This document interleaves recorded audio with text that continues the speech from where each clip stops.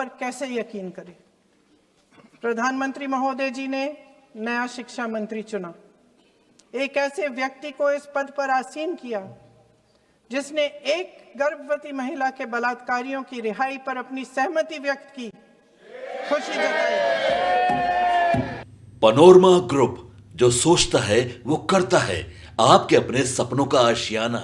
जो प्रेशर डाला जाता है उसकी वजह से सैकड़ों बच्चों ने आत्महत्या कर डाली है, उससे भी ज्यादा बच्चे डिप्रेशन में डूब रहे हैं। परिवारों पर बच्चों को पढ़ाने लिखाने के लिए घूस, capitation fees, tuition fees, coaching fees आदि के घिनौने दबाव हैं।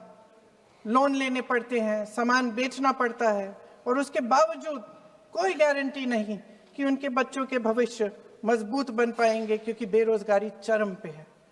इस सरकार ने रोजगार पैदा करने वाले सभी सेक्टर्स को लगातार कमजोर किया। एग्जामिनेशन सिस्टम खुद फेल हो गया है।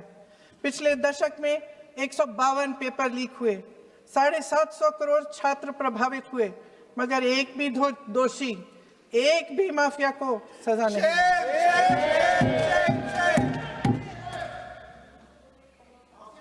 हमारे एजुकेशन में आरएसएस के प्रचारकों को भर भर कर उसे खोखला बना दिया है। जबरदस्ती एनटीए बनवाकर सिस्टम का केंद्रीकरण करके उसे और भी उलझा दिया। देश के कुल बजट में, हाँ जी जबरदस्ती, आपने अभी अभी सुना तमिलनाडु के हमारे साथी क्या कह रहे थे।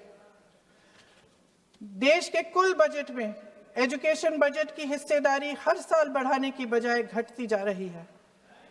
1.4 लाख करोड़ रुपया का पूरा बजट एजुकेशन बजट है और 1.32 लाख करोड़ सिर्फ नीट देने वाले 22 लाख बच्चों के परिवारों से हर साल खींचा जाता है। एक और शर्मनाक आंकड़ा भी है। 1.4 लाख करोड़ रुपया हमारा पूरा एजुकेशन बजट और 16 लाख करोड़ रुपए जो मौजूदा सरकार ने बड़े उद्योगपतियों के लोन माफ किए हैं। सोचिए कि इस सरकार की प्राथमिकताएं क्या है। सच ये है अध्यक्ष महोदय कि जिस तरह अस्पताल में उस छात्रा की मां का विश्वास पूरे सिस्टम से हट गया है, उसी तरह देश के युवाओं का भरोसा इस पूरे सिस्टम से टूट चुका है। और जब इस तरह देश के भविष्य, हमारे युवा निराश होकर सरकार और सिस्टम से अपना भरोसा हटा देते हैं, तो उस भरोसे को फिर से बनाने के लिए सिस्टम के अंदर से जवाब नहीं ढूंढा जा सकता, उसके दायरे से बाहर निकलना पड़ता है, नए सिरे से ठोस प्रयास करने पड़ते हैं।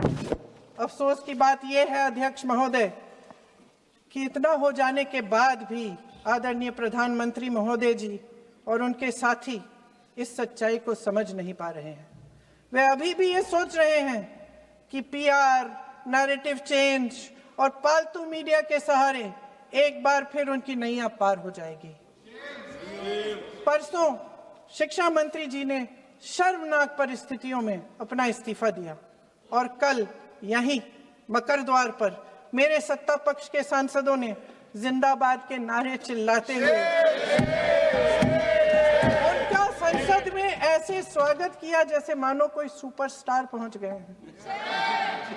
विडंबना देखिए महोदय, जब भूतपूर्व शिक्षा मंत्री को मुकुट पहनाया जा रहा था, स्वागत हो रहा था उनका, तब महाराष्ट्र में एक परिवार पेपर लीक पीड़ित अपनी बेटी की आत्महत्या का शोक मना रहा था। आपकी सरकार ने देश के करोड़ों छात्रों को क्या संदेश दिया? आपको किस बात का गौरव है, किस बात का अभिमान है? ये कौन सा अहंकार है? जहां आंखों में शर्म होनी चाहिए वहां बेशर्मी और स्वागत के नगाड़े बजाए रह रहे हैं।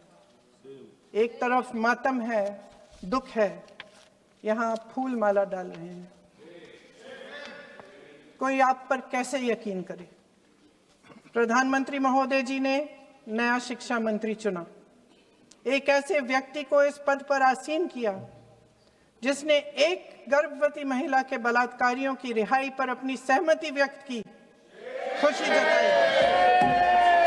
देश की करोड़ों लड़कियों को प्रधानमंत्री जी ने इससे क्या संदेश दिया? सर, अखबारों में है।